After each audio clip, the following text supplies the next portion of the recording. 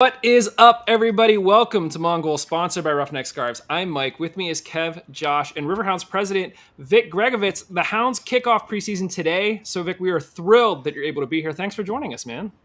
No, absolutely. Great to be here. It's a great day. It's always a great day when we get started for the season. You know, the guys are out there for a couple of hours today. And as you guys know, we've got the core from last year back, and Bob has added some significant pieces. So we're excited to get it started. It's awesome. And, you sort of came in last year, and I remember when you were first announced, almost immediately, we were like, Matt, can we talk to him? And he was like, guys, let him breathe a little bit. Like, let him get settled in. So I think a lot of people know that you're obviously the president of the Hounds, but, tell us a little bit about you, just outside of soccer, hobbies, that sort of thing. No, absolutely. And I got here 4 weeks before the season last year, so it was a whirlwind. And I think the whirlwind is still going, but so I oversee the business operations and the revenue generation of the team. And I'm a Pittsburgh native, grew up in West Homestead, went to Robert Morris, went to Bishop Boyle High School, which is no longer around, but that's a different story for, another day. And, I always talk about full circle. And I was an intern with the Pittsburgh Spirit back in the Civic Arena days. So in group sales with that team, that was really the beginning of my career, and met my wife here. We both worked at Kennywood, summer jobs, nice. So summer romance. And we're still married 32 years later. Hold on, real quick. What did you do at? I spent a summer working at Kennywood, so now I'm curious. What did you do at Kennywood? So I was on the Racer and the Jackrabbit, and then I eventually became a mechanic. And if you remember the Laser Loop and the Thunderbolt, a couple of those were my rides. And she was the girl next door. She was the log jammer when I was on the Racer. So there you go. So the other part of that is we have two kids, and a senior in college and a senior in high school. And my son is a senior at Washington and Jefferson here, so I get to see him every couple, at least once a week or so. So no, it's been great to be back. I haven't lived in the market since 2003. With my time with Robert Morris and the Pirates before that. So it's been great to be back. And you ask about hobbies, and I love to play golf, but the reality of it is I play once or twice a year. I love to play. I love to get out there and be outside. That's good. But one thing that has really since I've moved back, bicycling and biking in this area is phenomenal. And I decided, because of our location, and I'm here by myself while my daughter's a senior in high school right now. And so after work, I jump on my bike and I ride around downtown. And I think it's fabulous. I go over bridges and I go to the north side. I go through downtown. I go down the south side. I've tried to go to the waterfront. I haven't made it that far yet, but that's a different story. We'll get there. But it's a great city to ride, to go riding through. So anyhow, well-kept secret I never knew about. Yeah, that's fantastic. You mentioned how you sort of came in right before the season started last year. When you were approached, to sort of take on this role, what was sort of going through your mind? I mean, we'll talk about here in a second. You have done a lot of work in baseball and football, and how did you know that the Hounds was like the right decision for you? Yeah, a couple of things. I had been watching the USL for probably 3 or 4 years, and was looking for an opportunity in the USL. Saw the growth. I loved what they were doing on. From a league standpoint, and obviously, at the franchise standpoint. And then when this came up, from the opportunity of coming back to my hometown and joining the USL, thought it was a great opportunity, a franchise that's got history. But the other thing I could always tell you, I had never been here. So when I came to town to visit, I would always drive by and say, man, that is an incredible place. What could I do with that? Well, here I am. So I better answer the question.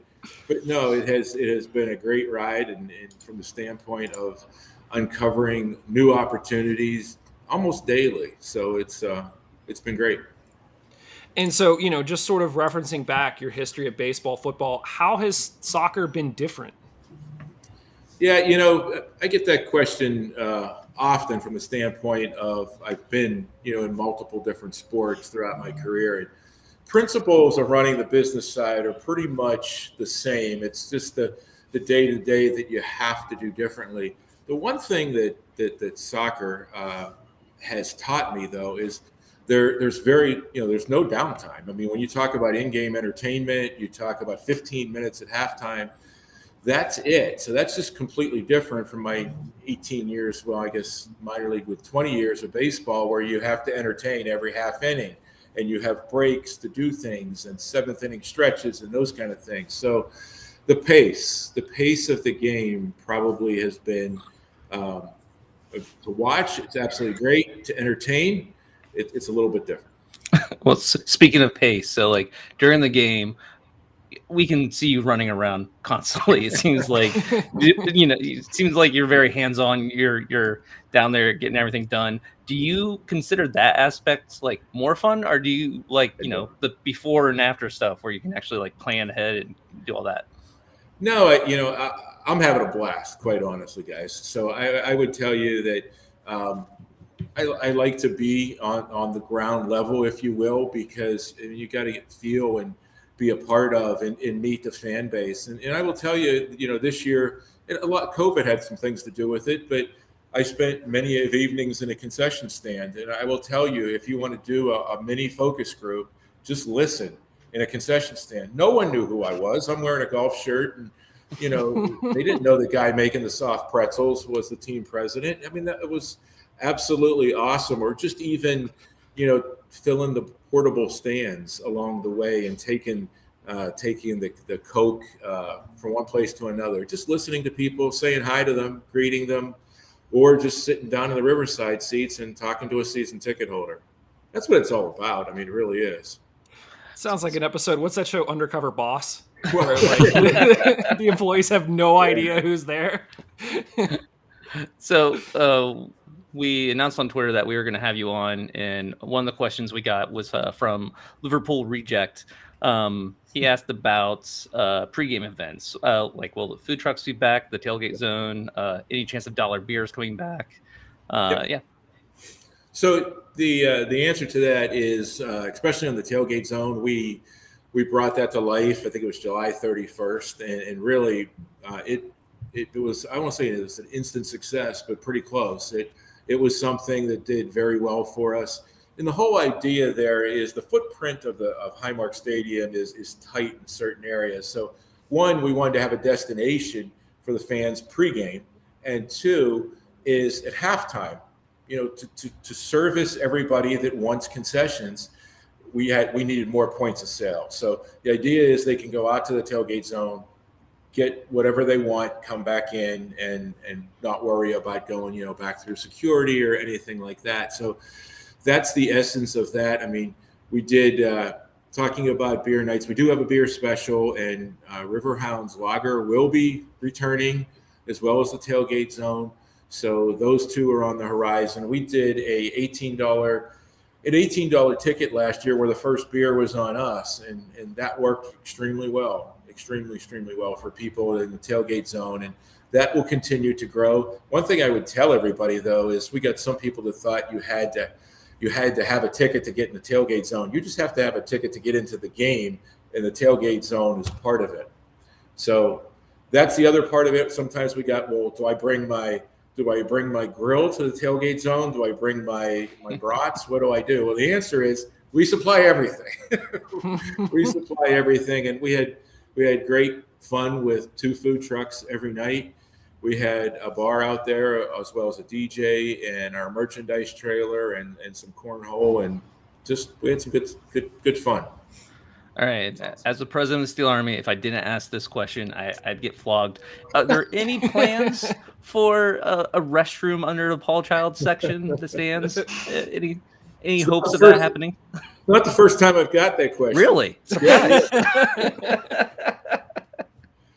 And I can tell you this: we are always walking around, and we are trying to look at ways to improve the fan experience, because we have the best kept secret in Pittsburgh here at Highmark Stadium. We have an incredible team, And so the whole experience on a Saturday night, I don't know how it gets any better. You know, I always say Saturday night on the waterfront or the riverfront, however you want to say that. But Josh, we will continue to evaluate that. If you could pass that on to certain people, that would be. I'll see what I can do.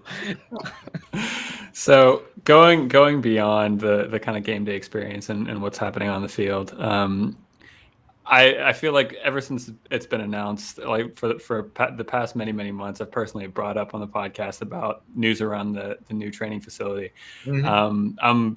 I'm very excited about it. What's the latest that you could tell us, and what makes you most excited about having a facility of that caliber for the league?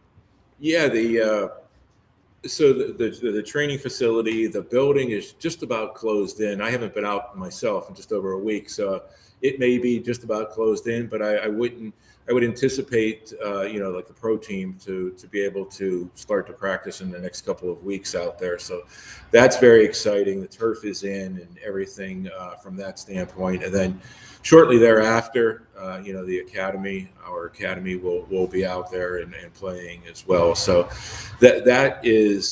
it's exciting on multiple fronts. Not only does the pro team have a first-class facility to practice indoors, to work out indoors, as well as Highmark Stadium outdoors, but it also, from an academy standpoint, it gives us world-class facilities to continue to enhance the academy and to grow the academy, quite honestly. And then the other thing that I would just mention is from a standpoint of a region. There is a shortage of fields around, and now this will add significant amount of fields and also have a significant economic impact to the region. When we have 5 tournaments on schedule for 2022, not only from the facilities, but the hotels, the restaurants. It'll be great for the region and a premier facility in the country. That's awesome. Going back to sourcing kind of external questions, Rachel asked about the USL Women's League. Have you been keeping an eye on what's going on the women's side of things, and is there any chance we might see a women's team playing at Highmark anytime soon? Yeah, no, certainly we've been keeping an eye on it, and we've been to league meetings where they have given presentations and so forth. To be honest with you, I think we will listen to anything, but right now my focus has really been, the soccer side of our business has been phenomenal for the last 4 years. Now we have to get the business side to catch up to it, and we have to build a business that will be sustainable over that time frame. So I'll be honest with you, that has been my primary focus, not only doing that on the pro side, but obviously the Montour complex as well. But again, I think from a standpoint of ownership, we'll certainly explore everything moving forward. The other thing I just wanted to add too, because I did a little bit more research I found a stat today when I was thinking about youth soccer in America, and it just talked about the second most active sport in the youths from 12 to 24. But the other stat that I found that was kind of mind-boggling to me is 70% of soccer fans in the U.S. are under the age of 40. That's mind-boggling to me. 70%. That's great for our future, guys. That really is. I'm curious honestly, what baseball is. Yeah. What's the flip? I wonder. Is that like the opposite as baseball? Yeah, I would think. I think in the article that I read, 57 might have been. Okay. 57 might have been an average age, where our average age is. I think it's in the low 30s. That's what I figured. Soccer is by far the youngest. The youngest audience out of any of the major sports. I mean, when you look at just sort of all the announcements coming out of the USL, not just from the Women's League, but from, League One, League Two, teams popping up literally all over the country, it's hard to imagine that those meetings are nothing but excitement and just like everybody getting pumped for like what's coming, not just what's here, but what's coming. Right. No, absolutely. And the growth of the league over the last several years, it's been phenomenal to watch, and now I'm trying to absorb it and learn, quite honestly. Yeah. Kind of dovetailing off that discussion from Casey, he mentioned with so much talent in and around Pittsburgh between local colleges and players coming through the academy and other local clubs, is there any plan to potentially offer like a true pathway by fielding a team for USL2 or something? Yeah, I would tell you same thing. I mean, we're open to anything if you know what I mean from that perspective. And then, but we've got to focus on right now. We've just got to focus on building the business side of the pro team, and then bringing them on tour online and all the synergy that comes with it. So part of that building would be, the sponsorships, getting the money into the team. And you guys got 84 Lumber, and that seems like a huge get, but it is have a interesting quality to it. Like so how's this work? It's the sponsor is a co-primary sponsor for the kit. So where'd that idea come from, and just like how does that work? Yeah, so AHN is a longtime partner of ours, obviously, and through they want to help us grow as well. And so through conversations with them, we looked at some of the assets that were part of the partnership. And so we were able to talk through the away jerseys. So looking at maybe that would be an opportunity for a national brand. And so when we looked at that and we looked at the national brands that were within our region, and that was where we wanted to go first, Tuffy has worked for years with the Hardy family. And so great relationship there. And candidly, it, once we presented the idea, the concept, it was a quick turnaround. So 84 will be on the front of our away jerseys, and they'll be on the back of our home jerseys. So it's a great fit for a national brand. So when we're in San Antonio or Sacramento or wherever. I mean, just to sort of follow up on that, I mean, this does feel like something that's unique compared to how other teams do it across the league. Is this something that it was just an opportunity that presented itself, or was this something that you maybe tried in sort of a prior position? And can we expect any other sort of neat, interesting, sponsorship type scenarios like this maybe in the future? Yeah, I mean, it's one that just came up in the concept from general conversation. But yeah, we'll continue to look at things. I mean, we just did a unique partnership with Armina Stone here, and the naming of our naming rights to our press box. So we will continue to look at that. We're in conversations with a couple of people about naming rights to our premium area, which would be our suites and our club seats, and enhancing the suites and the club seats. And it's probably a level that has been missing here at Highmark Stadium that we would like to add. And we may have a few other surprises up our sleeves. I don't know. Well, I was going to say, continuing that thread too, partnerships with Imagine AR, augmented reality. You have some experience working with them in the minor league baseball. What sort of things did they produce for you there? And is there any hints on what fans can expect from that partnership? Yeah, so the first thing is we'll be unveiling an app shortly.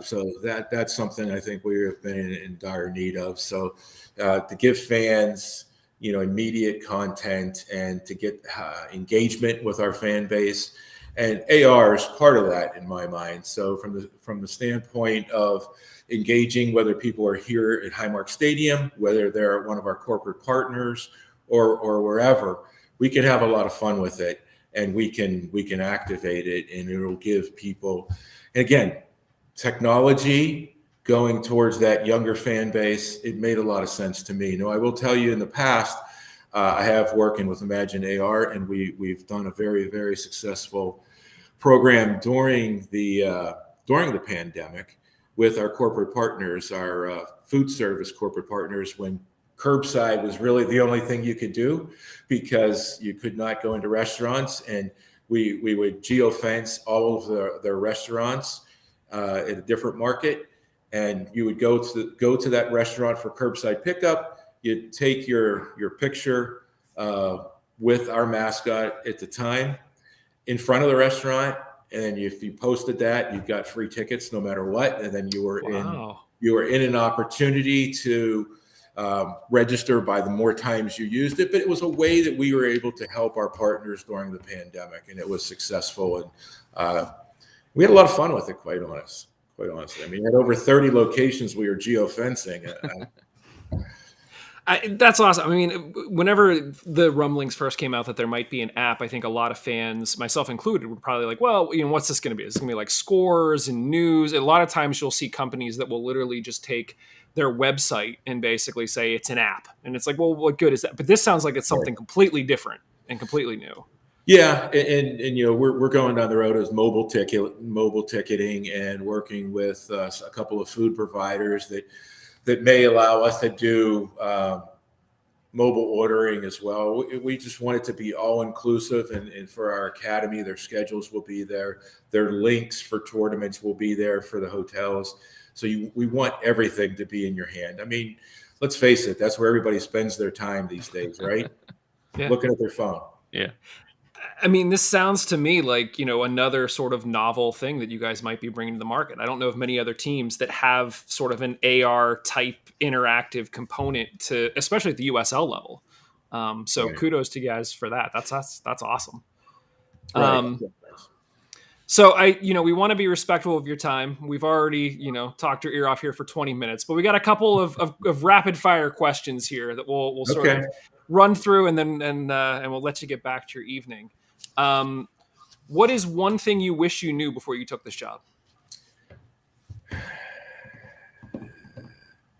I wish I knew how to make soft pretzels and cotton candy. Cotton candy is tough. Anybody that tells you cotton candy is not tough to make is extremely difficult, and it's extremely difficult when it's humid out. That's a different story. I feel like there's a whole marketing thing there, like cotton candy with Vic, and like you're teaching everybody how to make it on YouTube. So we're gonna talk to Grubba and make that happen. All right, we're all for it. What's one thing you're really excited about heading into the 2022 season? Yeah, I'm excited. I mean, our players worked so hard last year, and the season was abruptly cut short, and so to be able to see them, and the majority of them are back, capitalize on where they were and the new pieces that Bob has added. I'm very excited to see that as it unfurls, if you will, here in 2022. And then also, as we continue to add things, the unique thing about what we're doing is we continue to work on things. So we're not going to unveil everything by opening day, and then that's it for the season. And it is, and I go back to my Kennywood days, it's like every year you want to add a new ride, right? So we want to try to add things as we go through the season. So we want to grow. We want to grow our fan base, and we believe grassroots marketing will be a part of that. And we want to get the entertainment seeker. We want to see the people that are looking for something to do on a Saturday night. My God, what better opportunity and venue could they come on a Saturday night to watch a soccer game? And we believe if they haven't been here, that they'll fall in love with the team and the place, and they'll come back. All right, so Vic said we're adding rides at Highmark Stadium. You never know. What's one thing that you're excited about for the next 5 years? You're in this position where you could plan further out. What are you really excited about long term here? Yeah, there's obviously the academy in Montour as that develops and continue to grow.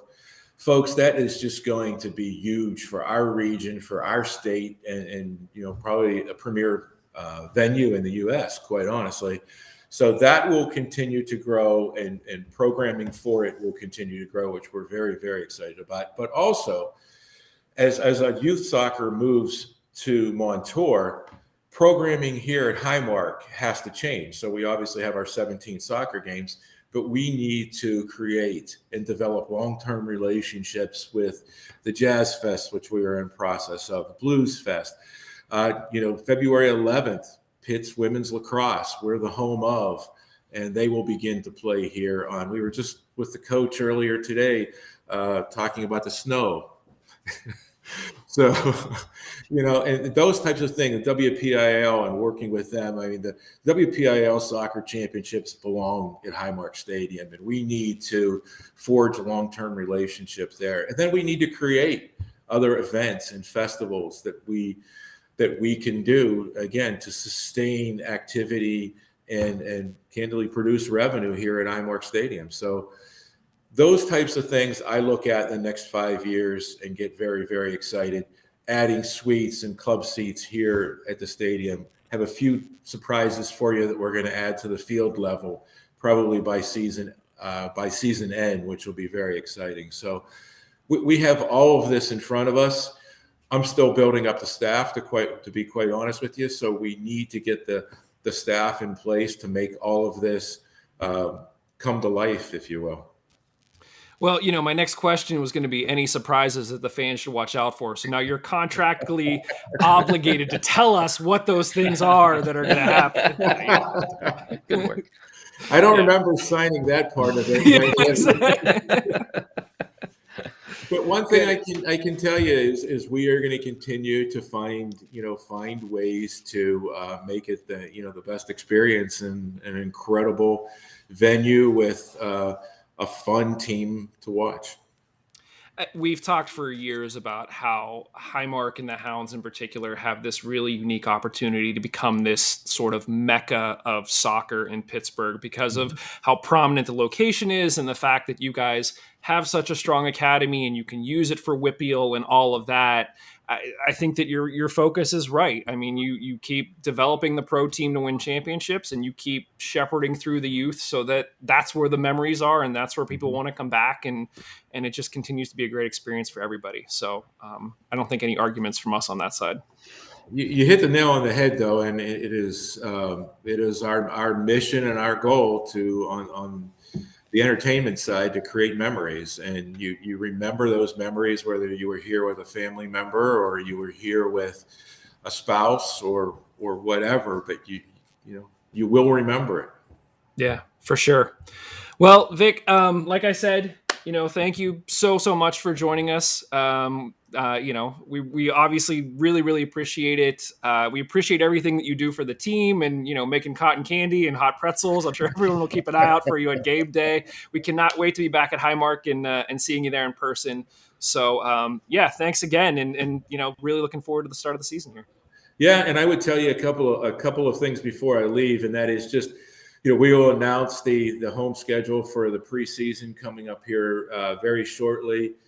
Fans, we're going to leave the gates open for the fans to come in and check out the venue and check out the team. That's the idea. And we've got a television schedule that we'll announce around the corner here, and just a lot of great things happening, and some premium hospitality, which I mentioned, but there is another one coming that I can't tell you about, but it's going to come in threes. That's what. Come on, man! Like it's going to come in threes. I love the riddles. Yeah. All right. I appreciate the time. It's great to talk to you. Please, and I'll throw this out there for anybody listening. You have ideas or suggestions. It's Vic, VIC at highmarkstadium.com. One thing we really didn't get to talk about, but from ideas and so forth, extremely big on getting fan input prior to instituting some ideas. And we usually try to get a mix of season ticket holders, single game buyers, and group leaders, and do a sampling and do a quick survey. We can do those kind of things, and certainly talk through things. And that's the fun part. That's the fun part of what we do. Awesome. We really, really appreciate it. Thank you again, Vic. Enjoy the rest of your evening, and I'm sure we'll talk to you soon. All right. Thanks, guys. Later, Vic. Thanks. That was awesome. Yeah. I have to think about that riddle. I'm just going to bother me. Yeah. Coming in threes. I felt like he really enjoyed just messing with us. Like, yeah, pretty much. We tried, just so everyone knows, we tried to get info from him off air. He wasn't giving us any. He did mention, which was fantastic, that Lily is like setting up chairs and explaining plays in his office, which like that's totally on brand for Lily. So that's great. If you were watching the stream on YouTube or wherever you're watching visually, behind him you could see the Montour, yeah, like some renderings as well. So that's pretty cool. Yeah. So really, really cool stuff. Again, a huge thanks to Vic for stopping by. And, he's a big part of why, we're able to talk to so many players and Lily and all of that. Like the openness that he's sort of displayed there, the mentality is trickled throughout the entire organization. And so, if you like having us talk to players and coaches and all of that, he's part of that as well. So, once again, our thanks to him and, Matt Grubba, our buddy over there who does the communication and marketing stuff. Yeah, it's great talking to them. Guys, I guess any sort of surprises, anything there that you think we should follow up on before we sort of touch on a few other bits of news to wrap things up here?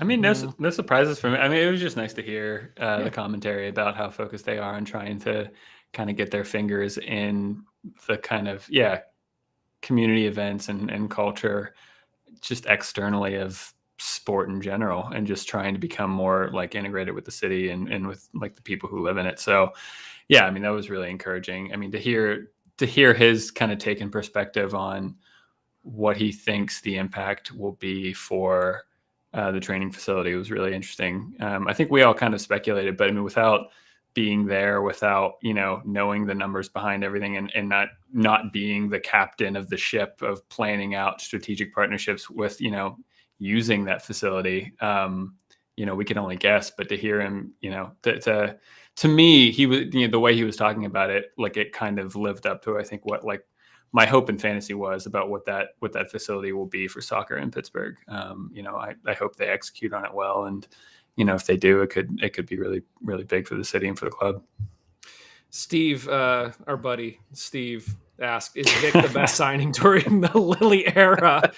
Listen, I mean, since we've been doing this show, I think that we have been advocating for somebody in that sort of president position to oversee things, so that it wasn't Lily or it wasn't Tuffy, because we know that they obviously have other things that they're focused on. So the fact that Vic is here and that he's able to bring this experience, and it sounds like do a lot of cool new stuff. Like if I had told you 2 seasons ago the Hounds were going to have an AR app to like does all sorts I don't want like, Lily what? anywhere. I don't want Lily anywhere near the development of an app. Like I don't want Lily anywhere.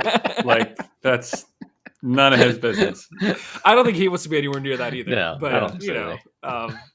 Yeah. So I don't think we can argue. I think we've with seen like that. 4 presidents since the podcast started. 3 or 4. I feel like. But Is Vic the first one we've talked to though? No, Nightingale was the first one we talked to. That's right. I forgot about Nightingale. Yeah. And we've had Tuffy on, who's been like acting president. Yeah, exactly. So a number of Tuffy, times. Nightingale, Yeah. Kevin, and then Vic. Those are the ones I can remember. Yeah. One of the things that he had mentioned as news that is coming is the preseason. I'm going to put the preseason schedule up here because this was news that came out over the past week. Now, I just sort of assumed that all of these games were at home because it sort of says home on here. So he mentioned that there would be some announcement. Maybe there's some additional announcement. I think the cool thing about the schedule that we're looking at here is that as this is shown, every game is at home, which means Highmark, except against Pitt, which would be at Ambrose Field up in Oakland, all of 15 minutes away. And the fact that the Hounds would go play in Oakland as like a support Pitt kind of thing, I think is not only a great move from I don't even say charity standpoint, but from a marketing standpoint, like get the college students up there to see them during preseason and then, get them down to the games at Highmark. So, exciting stuff. We've got, it looks like on February 12th, there's going to be like a mini tournament, including Villanova and Westchester United, which Westchester United is of USL League 2. Then on the 16th, they'll play Loudoun, which obviously is championship. And then you have Indy 11, obviously championship, Louisville, obviously championship, and Pitt and WVU, both sort of top college teams. So guys, with that schedule, I guess, Josh, what sort of jumps out at you here when you first heard that list? Yeah, I'm happy to see USL teams on there. I get playing colleges, but I also kind of want to see the team play, MLS or championship teams. So the one disappointing is the fact there isn't there isn't a MLS team on there. Like in the past, they've gone to the Crew and played like usually behind closed doors match against them, which is fine. Like I'm not really saying like I want to watch the Crew come to Highmark Stadium for preseason. Like that seems silly to me. But like if they could go there and like play a game behind closed doors with any of those type of teams, just to test the team out and try to get the against a good quality side, because I feel like you learn different things than if you're playing college sides. But the fact that we have Louisville in there, that's great. Indy 11, another great one. Loudon, whatever. But the other two, those will be good tests at least. So, Kev, any thoughts? No, same. I'm happy to see Indy and Louisville. Do either of you know, is the men's college soccer season a fall or a spring or both? I believe it's fall. Okay. So that's kind of not, I mean, like, even though, that it should be a step below, I don't know. You can argue, you can make arguments for both sides on this one, but, you can make an argument that these teams are coming off of a season where they've played a lot, they know each other, blah, blah, blah, so maybe they're clicking on a level from a team perspective that, we wouldn't be at that point. So that'd be a nice little challenge.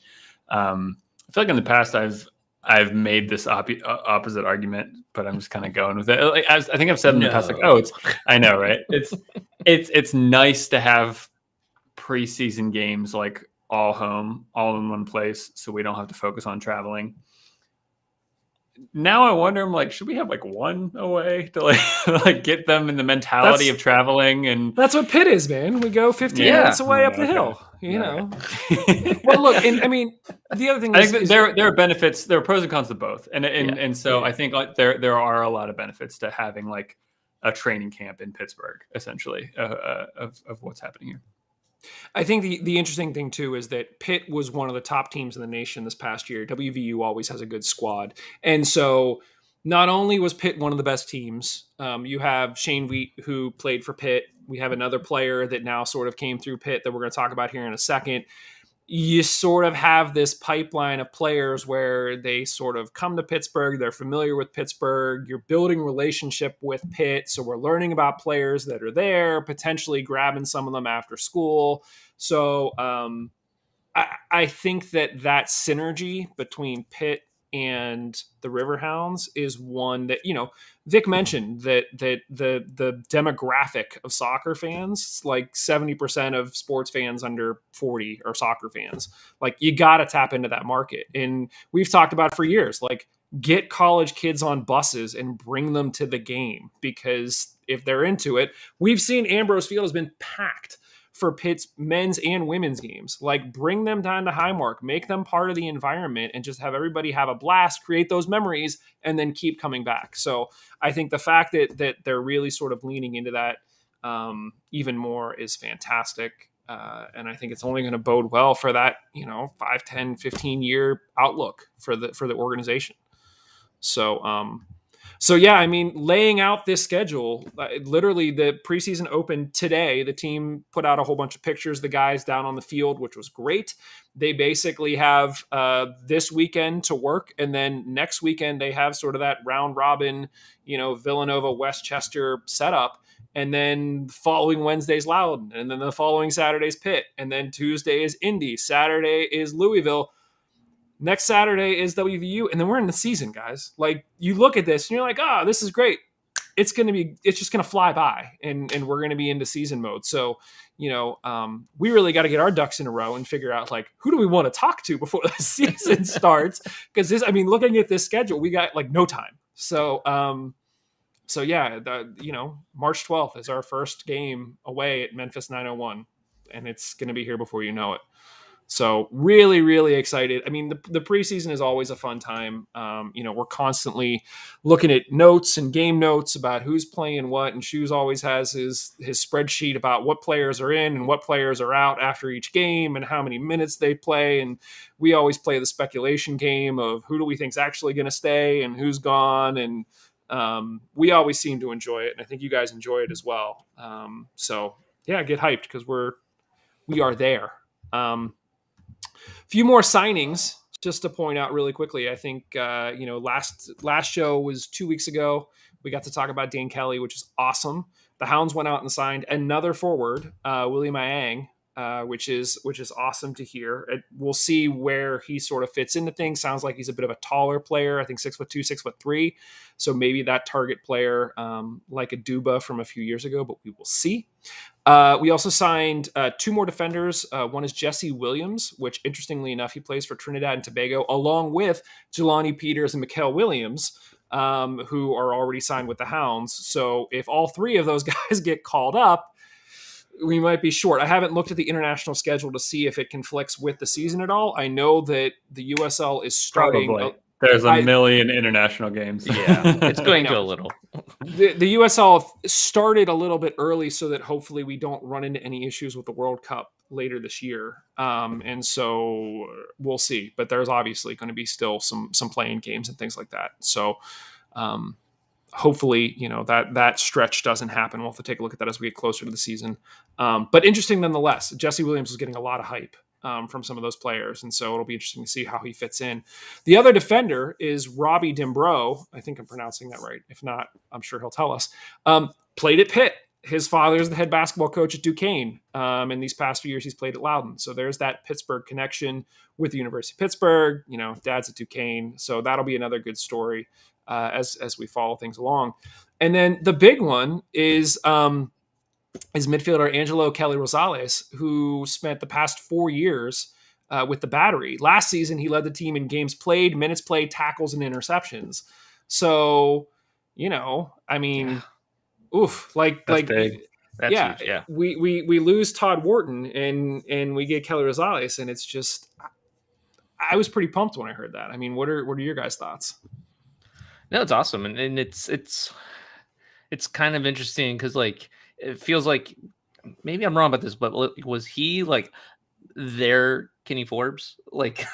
You know what I mean? That's yes. what the feel I'm getting as far as minutes played, importance on the field, that kind of stuff. So it will be interesting to see what that means for our Kenny Forbes and how that interaction is. Obviously they can both be on the field. I'm not saying they can't be, but right.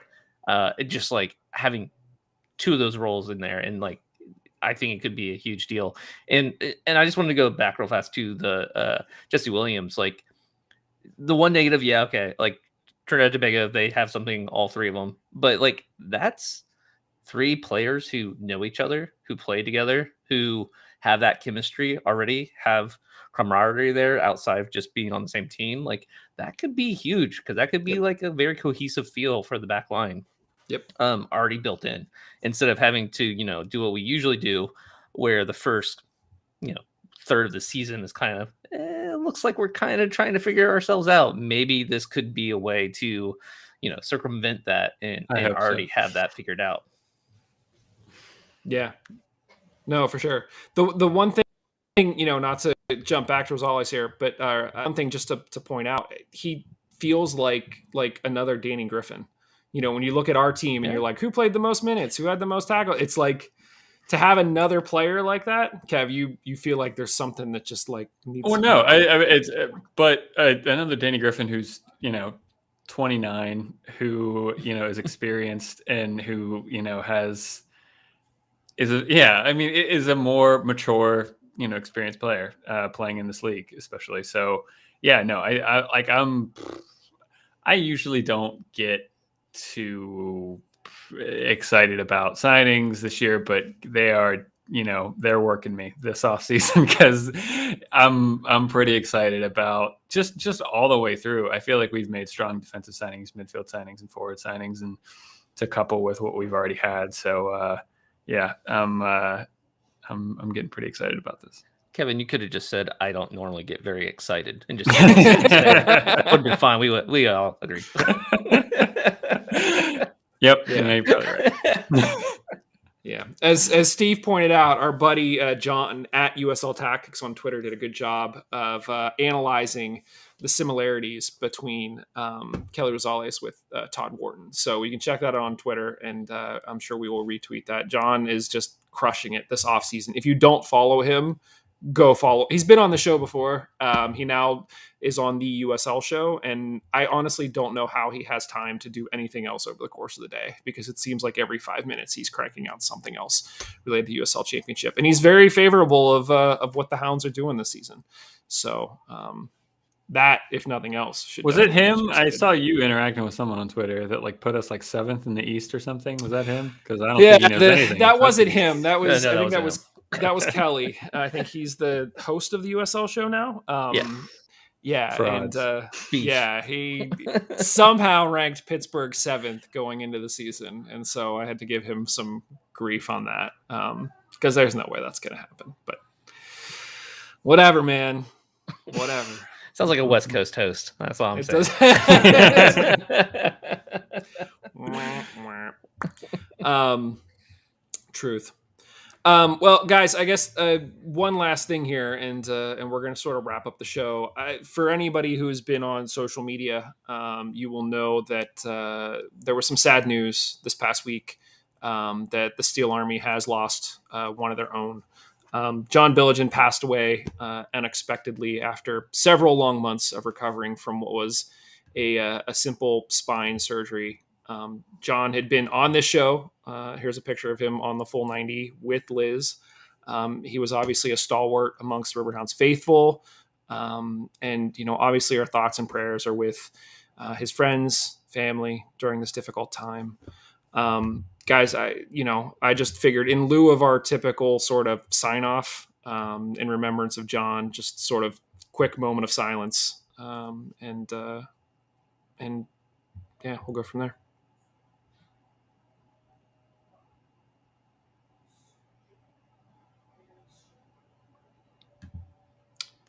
Thanks, everybody.